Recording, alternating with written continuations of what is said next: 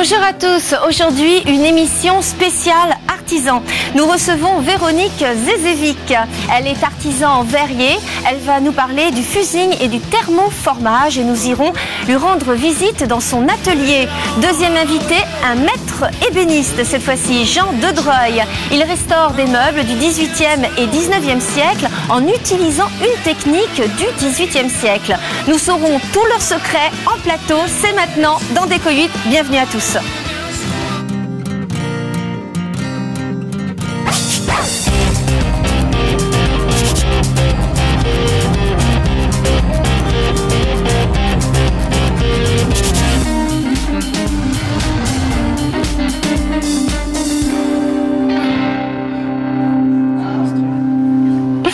Bonjour Véronique Zezevic, c'est pas évident à prononcer comme nom de famille. Donc vous êtes artisan verrier, mais vous avez un parcours assez étonnant. Racontez-nous ça.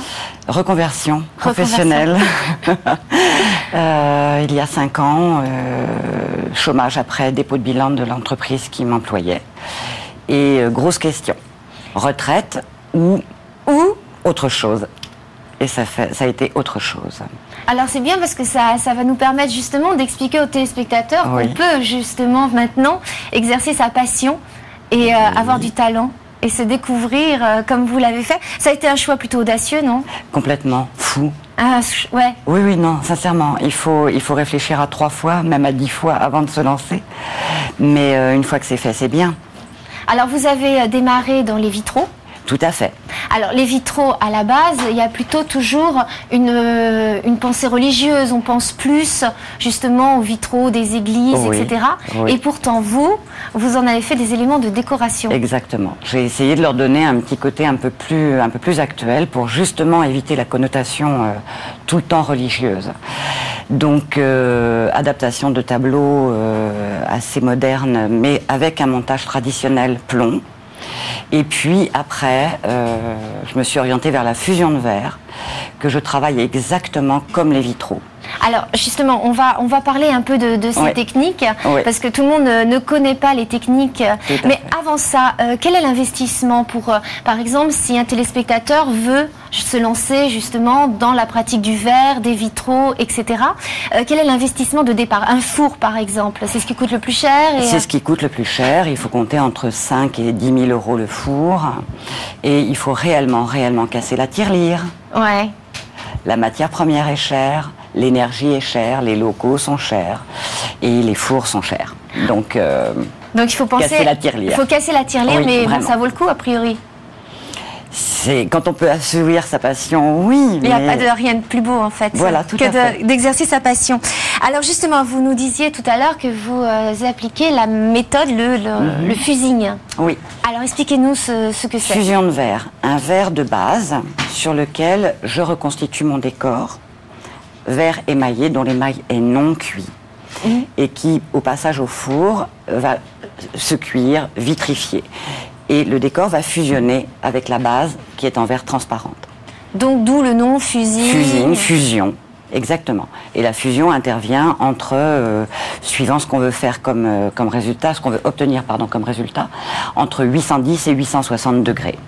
Alors, quels sont les verres que vous utilisez pour Là, pratiquer? j'utilise un verre qu'on appelle le verre flotte, qui est un verre qui, à la sortie du four, coule sur un bain d'étain. C'est ce qu'on appelle du verre à vitre. Et le verre émaillé est également un verre flotte. Problème de compatibilité de verre, on ne mélange pas différents verres dans un même four, parce que les verres ont tous des coefficients de dilatation différents. Donc ça, il faut... Alors, vous avez fait une formation pour apprendre ça. Parce qu'on ne se lance pas, on ne se dit pas, bon voilà, j'ai un investissement, je me lance. Vous avez fait une formation chez un maître verrier qui vous a expliqué justement cette méthode, etc. Ça, c'est pour la partie vitrail classique, 9 mois chez un maître verrier. Et la partie fusion, au musée du verre de Sarpeterie, avec des maîtres verriers et des artisans spécialistes de la fusion. Alors, il y a une autre méthode que vous utilisez, c'est le thermoformage. Alors, qu'est-ce que c'est? Comme son nom l'indique, prise de forme par la chaleur. Forme, chaleur plutôt. Formage. Une chance sur deux. Voilà, exactement, et je me suis plantée. Donc, le thermoformage, Une fois que la fusion est faite, un deuxième passage au four où on va réchauffer le verre jusqu'à 720 degrés. Et à 720 degrés, le four est de la consistance d'un miel très épais. Et il va épouser la forme du moule. Alors, qu'est-ce que vous faites, vous? Quelles sont vos créations? Parlez-nous. Donc là, on a cette petite table sur le plateau. Alors, entre autres, donc là, c'est quelle méthode? Donc c'est de la fusion. Fusion. Uniquement de la fusion. Donc là, vous avez fait fondre le verre. Exactement. Et 860 degrés, puisque c'est un dessus de table, donc pas de relief. Qu'on puisse poser un verre dessus sans que le verre ne bascule. Donc là, vous faites des meubles, vous faites également des plats, des assiettes. Oui, de l'art de la table, des pare-douches, des pare-baignoires, des cloisons de séparation, des habillages de fenêtres. Et aussi du luminaire. Et des luminaires, donc plein de choses que vous créez, vous inspirez de modèles, comment vous...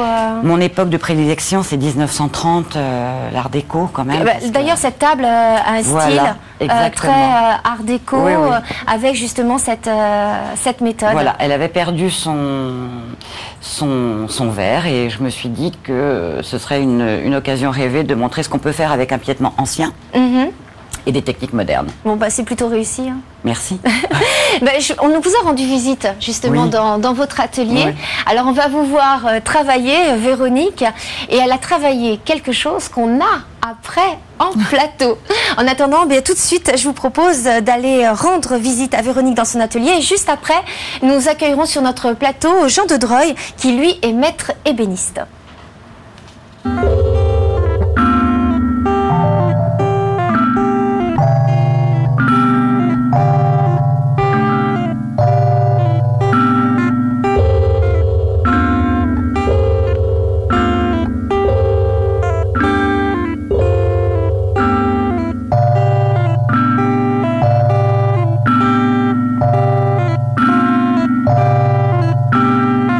Ici, je vous propose pas mal de choses. La technique classique du montage vitrail plomb ou Tiffany, et puis surtout de la fusion de verre que je travaille exactement comme un vitrail classique, puisque mes gabarits sont taillés avec des ciseaux de 3 lames. Ce sont des ciseaux qui existent réellement. La 3e lame enlève l'épaisseur d'une lame de plomb. Le principe, c'est un verre de base transparent sur lequel je viens repositionner mon décor. Chaque pièce a été coupée individuellement. Une fois que le décor est repositionné, je pose la plaque au four, fusion à 830 degrés. Ça, c'est la première des cuissons. Ces lignes de transparence, elles représentent exactement l'épaisseur d'une lame de plomb. Je l'appelle mon vitrail sans plomb. Et je fais après une deuxième cuisson. Une fois que la fusion est faite, je pose ma plaque qui est toujours droite sur un moule. Je remonte en température à 720 degrés. Et à 720 degrés, la plaque épouse la forme du moule. C'est le thermoformage.